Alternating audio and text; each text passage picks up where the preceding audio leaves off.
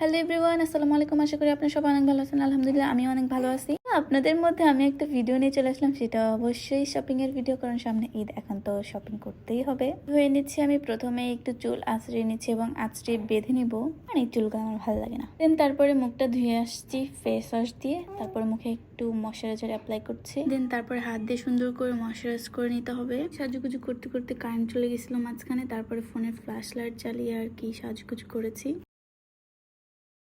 আমি সত্যি আমি অনেক ফর্সা হয়ে যাচ্ছি, কারণ আমি দামি দামি প্রোডাক্ট ইউজ করি। আমার সাজুগুজু করা ডান, এই তো আমি রেডি। এখন আমি চলে যাবো। আর আমার পেটের ভুঁড়িটা দেখছিলাম, কারণ আমি এক বাচ্চার মা হয়ে গেছি, এখন সম্ভব না পেটের ভুঁড়ি কমানো। পরবর্তীতে চেষ্টা করবো কমানোর জন্য আর কি, 1 বছর পর থেকে। এই তো এখন গরিবের মার্সিডিসে করে চলে যাব নিউ মার্কেট। আমার জানা ছিল না যে ঈদের সামনে নিউ মার্কেট বন্ধ থাকবে রবিবারেও। ভাবছিলাম ওখান থেকে কিছু কেনাকাটা করব, গরিব মানুষ কোথায় আর যাবো বলেন। তো পরে আর ওখানে যাওয়া হয় নাই, বাজার থেকে নেওয়া হয়েছে RDA মার্কেটের এই পাশে কিছু শোরুম আছে ওখান থেকে। আর রাজশাহীতে যে এরকম কাদা হবে ভাবাই অসম্ভব।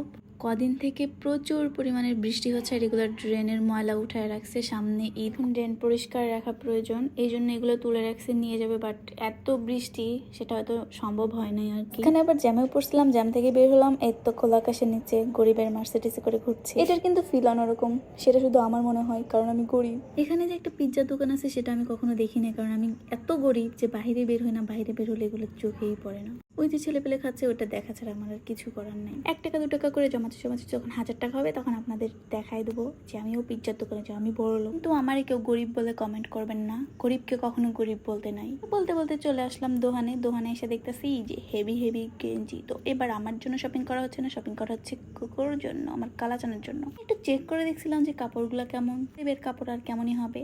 তো কিনে নিলাম ঝটপট। আন্দার মামা তো হেভি দামাদামি করতেছে, আমরা তো একদম 200 টাকার উপরে দিব না, দিলে দাম, না দিলে জামুগা। পরে দোকানদার টাকা ডুইয়া নিয়ে আঙ্গুর জামাগুলো দিয়ে দিল। ভাই 200 টাকার কি ঠকাইছে। গাইস দেখেন তো আমাকে কেমন লাগছে, একদম মোটকু, সরি তুকু।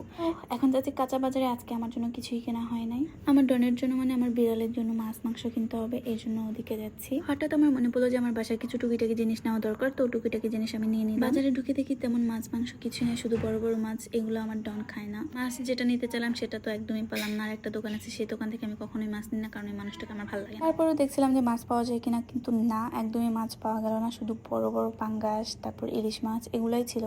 তো বললাম যে একটু পাঙ্গাস না, তো বলতেছে না, এখন অনেক রাত হয়ে গেছে, বাট এগুলো মাছ মনে হয় অনেক আগের, খেতে মজা লাগবে না। তো ওগুলো না নিয়ে ওখান থেকে চলে আসলাম একটু সবজির দোকানে। এখানে মাশরুম বিক্রি করে, আর আমার মাশরুম হেভি পছন্দ। ফট করে 100 টাকার মাশরুম নিয়ে নিলাম, 400 টাকা কেজি ভাই মাশরুম। ওয়েল, আপনার যদি কেউ মাশরুমের রেসিপির ভিডিও চান তাহলে আমি দিব। আমার রেসিপি দেখে যদি আপনি রান্না করেন, তাহলে তো আপনি কোনোদিন আর এই রান্না করতে চাইবেন না। সরি, আসলে আমার রান্না কিন্তু অনেক টেস্টি। আপনি চাইলে আমার সত্যি সত্যি আমার ভিডিও দেখতে পারেন, আমি সুন্দর করে রান্না করি। নিজের ঢোলা নিচে পিটাতে চাচ্ছি না, আপনারা একদিন আমার বাসায় দাওয়াত নিন। সো ওখান থেকে চলে আসলাম মুরগির দোকানে, কারণ বিড়ালের জন্য মাছ পাই নাই। তো এখান থেকে একটা ছোট্ট দেখে মুরগি নিয়ে নেবো আমার বিল্লুর জন্য। মামাকে বলতেছি, মামা সুন্দর করে একটু পরিষ্কার করে দিন, কারণ এটা আমার বিড়াল খাবে। আর যদি এই মুরগিটা আমরা খেতাম, তাহলে তো পরিষ্কার করার কোনো প্রয়োজনই ছিল না, গোটায় নিয়ে চলে যেতাম। আচ্ছা বাদ দিই, পয়েন্ট আসি। আপনারা আমার ভিডিও দেখবেন, কমেন্ট করবেন, লাইক করবেন, শেয়ার করবেন, ওকে? ভাবেন না যে আপনাদেরকে ট্রেড দিলাম, আপনাদেরকে অনুরোধ করলাম ভাই আমার ভিডিওগুলো একটু দেখেন। তো ওখান থেকে চলে আসছে আমের দোকানে। রাজশাহীতে আছে, আর আম দেখাবো না, বাট এগুলো আমি একদমই ভালো না, এখন ভালো আম ওঠেনি, আম পাকার সময় এখন হয়নি। আর 10-12 দিন পর থেকে ভালো আম উঠবে, তখন আপনাদেরকে ভিডিও করে দেখাবো। কিন্তু এখন আমার আসলে জাম খেতে ইচ্ছে করছে। আসলে আমি অ্যাকচুয়ালি গেছি জামের দোকানে, কিন্তু জাম অনেক দাম, তো ওখান থেকে বাদ দিয়ে লিচুর কাছে আসলাম। ও মা, লিচুতে তো হাতই দেওয়া যাচ্ছে না। বললাম থাক, আজকে আর এগুলো নেওয়া হচ্ছে না, চলো চলে যাই।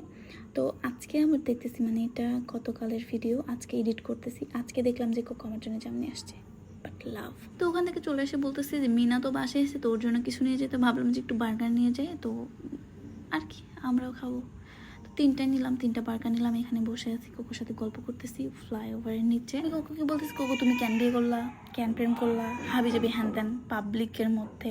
ভাই আসলে কমন সেন্স নাই আমার। তো যাই হোক, ওখান থেকে চলে আসছি এখানে লাল পানি বিক্রি করতেছে, হলুদ পানি বিক্রি করতেছে, পিঙ্ক কালারের পানি বিক্রি করতেছে। খেতে চালাম, বাট রুচি হলো না, তো ভাবলাম থাক আমি সাদা পানি খাবো। তো ওখান থেকে চলে আসলাম। এটা খাওয়া আমার দ্বারা পসিবল না। তো সবাই ভালো থাকবেন, আমার জন্য দোয়া করবেন। টাটা, আল্লাহ হাফেজ।